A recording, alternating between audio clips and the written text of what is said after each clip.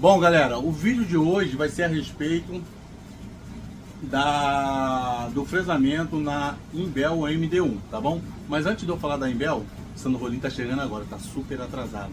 Eu vou estar fazendo aqui de conta que eu tô falando mal dele aqui no vídeo, tá? Então a gente vai fazendo essa jogada aí, tá? Acabei de ver ele ali agora.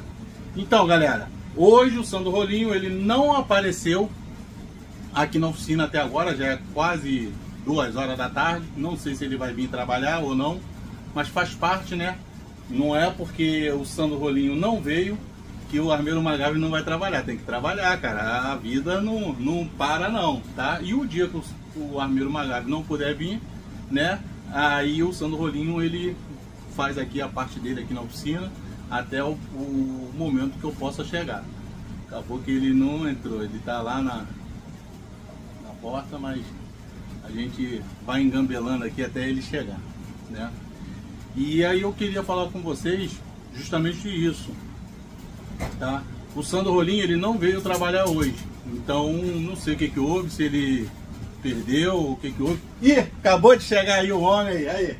Acabei de falar que tu não veio trabalhar, cara. Tá que é falando 2 horas da tarde, pô. Tá falando mal de mim, mano? É brincadeira. O homem chega 2 horas da tarde, rico é assim mesmo, galera.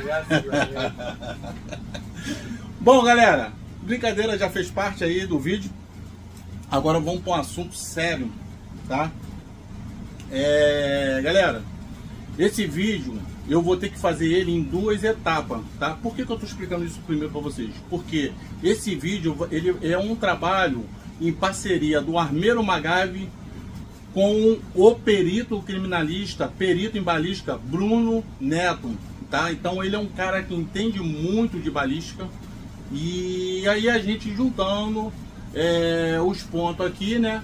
E resolvemos fazer esse vídeo em parceria um com o outro, justamente para a gente tirar aquela dúvida que você tem aí do outro lado, né? Tem muita gente que faz uma pergunta: pô, Magave, fazer fresamento não danifica a arma não explode, a arma não quebra e por aí vai. E por que eu chamei o Bruno para ele me ajudar? Porque o Bruno é o cara que estuda física o tempo todo, para ele poder chegar a um desenrolado técnico, né? Não que o Armeiro Magave aqui não faça isso, tá? Faz, mas só que ele tem a palavra ali na ponta da língua, né? Ou a letra na ponta da língua, dizendo porque a física, ela manda, você saiu de um ponto de partida da inércia, chegou a uma velocidade em tantos minutos, em tantos metros por segundo, e por aí vai. Então ele é esse cara que vai dar essa parte técnica para vocês aí. Então aqueles interessados em balística, já pega aí. Eu vou colocar aqui o canal do Bruno, justamente para você seguir lá. Ele dá muita dica lá de um percurso, tá? De um projétil no ar, e quando bate em algum obstáculo, o que se acontece, o que se deforma, o que se não deforma, o que é deslocamento de ar, o que não é, o que é impacto. Então todas essas noções que às vezes... Eu tô falando isso pra vocês, cara, que eu fiz um curso com o Bruno e eu sempre gostei de arma. O meu negócio é arma, eu gosto de arma. Mas aí quando eu estudo muito pouco, eu sou analfabeto em balística, tá? Então a gente eu entendo que um projeto sai da ponta da arma e pega o alvo. Isso eu entendo. Aí eu sei que você tem que atirar na mão certa. Mas ele sabe o prejuízo que aquele projeto vai causar num certo tipo de alvo, ele sabe a velocidade que aquele projeto, então ele pega aquela continha matemática de lá do início, vai chegando, chega a raiz quadrada aqui, não sei o que, e meu irmão, vira uma conta desse tamanho. Após, né? O cara é fera, e ele te dá o resultado final, porque que aquele projeto atingiu aquele alvo daquele jeito. Então por isso eu chamei o Bruno para ele compartilhar. Vai ser esses 2 vídeos, né? Então vai ser um trabalho em parceria com ele. Como eu falei para vocês, eu vou botar aqui o link do canal dele, justamente que vocês que tiverem interesse, já busca lá, tiver um comentário para fazer lá com ele, uma dúvida para tirar com ele, eu tenho certeza que ele vai responder vocês lá pelo canal dele, tá bom? Bom, galera, qual foi o seguinte da nossa ideia, tá? Eu tô aqui com uma Imbel MD1, falei com vocês dela no vídeo anterior. E normalmente essa Imbel ela é assim, esse cano ele é meio que octagonal, tá? Ferrolho. Desculpa, o ferrolho, o Rolinho lembrou bem, por isso que a gente tem que ter o auxílio aqui do cara, meu irmão, senão a gente dá mancada. Bom, e aí foi feito esse fresamento aqui, tá vendo? Foi feito esse fresamento, abri 3 janelas. Por que eu fiz esse fresamento bem grande, tá vendo aí? Vocês estão vendo, ó, bem grande. Justamente porque a gente quisemos tirar material, bastante material, pra gente ver a diferença, tá? A diferença do peso ele sem fresar e do peso dele depois de fresado. Um minutinho, vou botar aí as duas pesagens, ele sem fresar e ele depois de fresado. Vou botar os dois pesos aí, né, para vocês. E aí em volta, quando acabar eu volto a falar com vocês aqui, tá bom? Só um minutinho.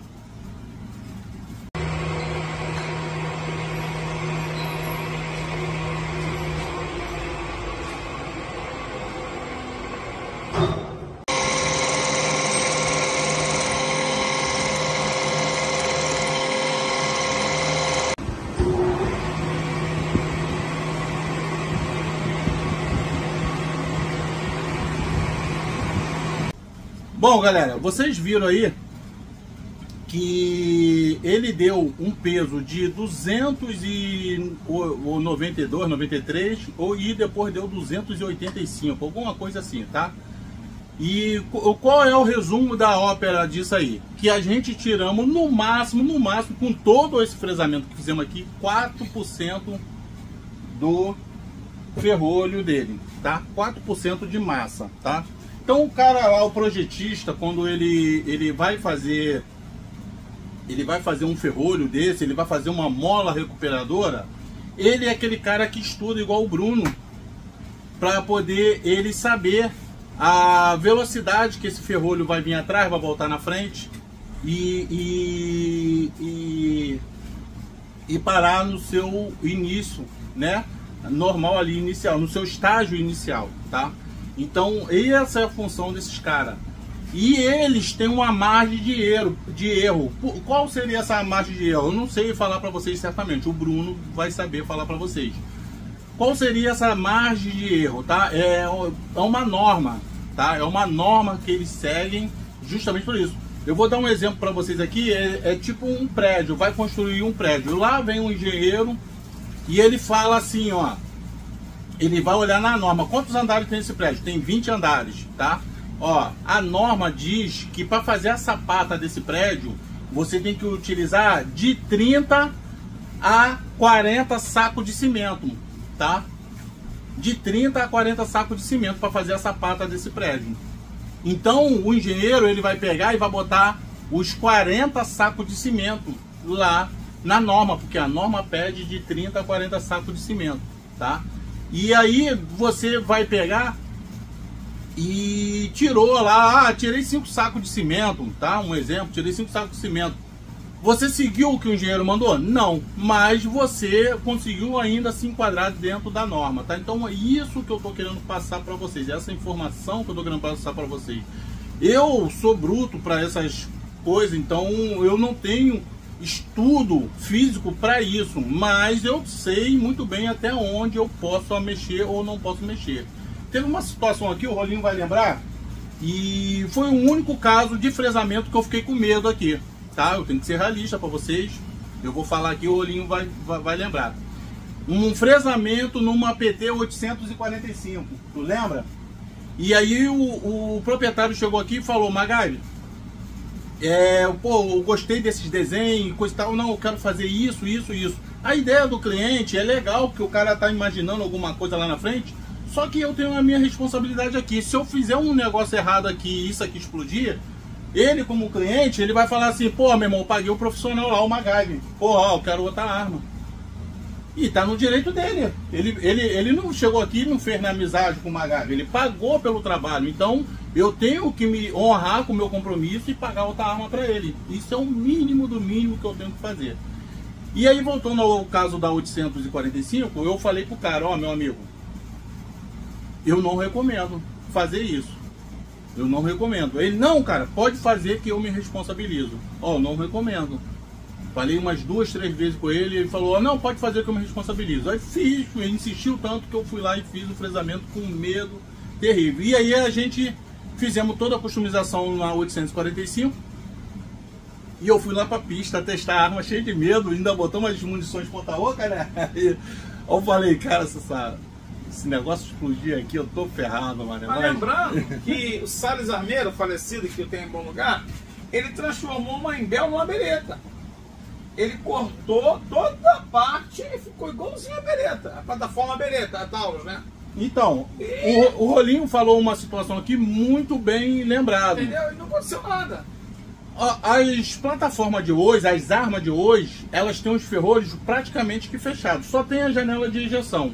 Mas se você pegar uma plataforma bereta, cara, ela tem muito menos massa, né? Vamos dizer assim, material, do que qualquer arma que você vê hoje. Só aí tem a base aqui que fica a massa.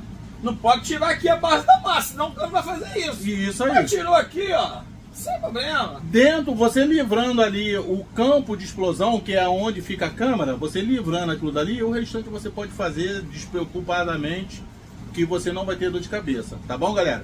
Então, essa é uma dúvida da galera, tá? Então, sobre fresamento, tá? Eu vou fazer o seguinte, eu vou encerrar esse vídeo aqui, tá? Porque senão vai ficar muito longo.